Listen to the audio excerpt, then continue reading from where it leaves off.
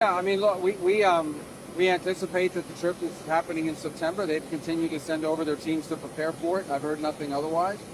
I have no reason to believe that they won't be coming. It's important. There will always be, when you have two big, powerful countries like the United States and China, there are always going to be irritants. There are always going to be things we don't agree on. But I think it's incumbent on powerful and important countries like ours to continue to talk and have a relationship. We owe it to each other and to our people and to the world. I think CENTCOM has laid it out exactly what the objectives are. The only reason why the U.S. is conducting strikes is against assets of Iran that are being used to attack global commercial shipping. The Straits of Hormuz are international waterway, and they continue to launch against ships in that international waterway. Other countries should join us in this effort, but the United States is involved not just in protecting those ships, but in targeting the places that they use to launch these missiles and drones. So that's what you're seeing. That's what the objective of this mission, and that's what it continues to be. And we continue on a daily basis, very successfully, to degrade Iran's ability to target ships. You hear about the ships that have been struck. You don't hear about the ones that have been defended and the ones they haven't been able to launch against. But as long as Iran insists on controlling an international waterway, we're going to have to respond to that. Look, I also think it's growing apparent that even within their own system, there's a growing split. I think maybe some of your outlets have documented this, between those that understand that their economy is in shambles and they need to do something, or they're going to be in a lot of trouble very soon, economically, domestically, and others who are very militant in their view of life and in their view of the world and continue to launch missiles. So they'll have to work out that split internally. We're going to continue to respond. If the door opens to diplomacy, if the guys that want to do something productive for Iran win and take control of that system or take control of the negotiations, that'll be a very positive development. That's not where we are tonight, unfortunately. Secretary, what is the main goal? Well, this summit, ASEAN, is our primary way of engaging the region. We're committed to it. I was there last year. I also went with the president when he went to the Leaders Summit, and we're returning again this year. And it gives us an opportunity not just to participate in these gatherings, but also to do a lot of bilateral meetings. We'll also have meetings with the Quad of India, Australia, Japan, and ourselves. We'll also have a trilateral meeting with South Korea and Japan, which is another forum we'll pursue.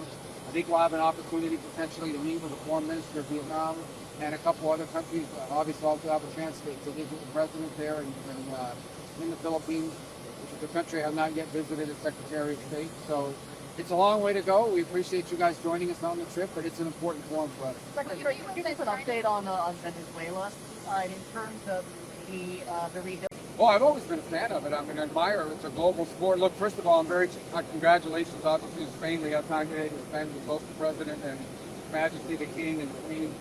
I have a lot of friends from Argentina, so obviously sad for them. But I'm very proud of America. I think America did a phenomenal job hosting the game. So did Canada and Mexico. Do you plan to meet with the Chinese Foreign Minister or Lavrov while you're out there for the ASEAN summit? I'm not sure we've finalized that, but we'd be open to meeting with them, sure. And would you bring up anything about the Chinese election meddling in claims that Trump... Well, I would never tell you guys in a press conference what we would raise in meetings like that. Those are delicate matters.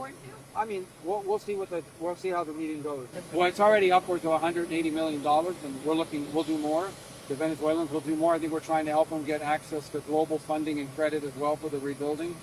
They're still working through an estimate on the total cost, and it'll be substantial. Obviously, I think sometimes when you look at this stuff, we take for granted that our military is so effective that the mission they carry out is very, very dangerous. And so we lost people in Jordan after there was a strike. A missile got through. We shot down almost all the missiles. One leaked through, hit the wrong place, and tragically, and it's heartbreaking. And our hearts go out to these families. These are heroes that pay the ultimate price. We also lost a service member in Iraq, unrelated to combat. They were decommissioning a munition, and an accident happened in that process, and they were harmed. But look, our military all over the world, especially in that part of the world, but all over the world every single day, do very dangerous things. We've had people who lost their lives in training missions. Nothing the military does is safe. It's all inherently dangerous, and we're just grateful to have such heroic Americans in uniform in the service of our country. I think we're always open to diplomacy. It has to be real. It has to be a deal that they're willing to live by. Look, Iran a week ago was supposed to put out a statement saying that the Straits of Hormuz would be open, that they would no longer attack shipping. And instead of doing that, they attacked 3 ships. I think that was last Friday or Saturday. So, I mean, their behavior has to change in order for ours to change. Well, they're not complying with it. I mean, the straits are supposed to be open, free of tolls, free of attack. free of all the things they're doing against these ships. So they can't have an MOU that's alive if they're violating the terms of it. What I will say is that the United States always remains open to a diplomatic solution. We've tried multiple times with Iran, and we'll continue to try. If that door opens, we'll be happy to see it open.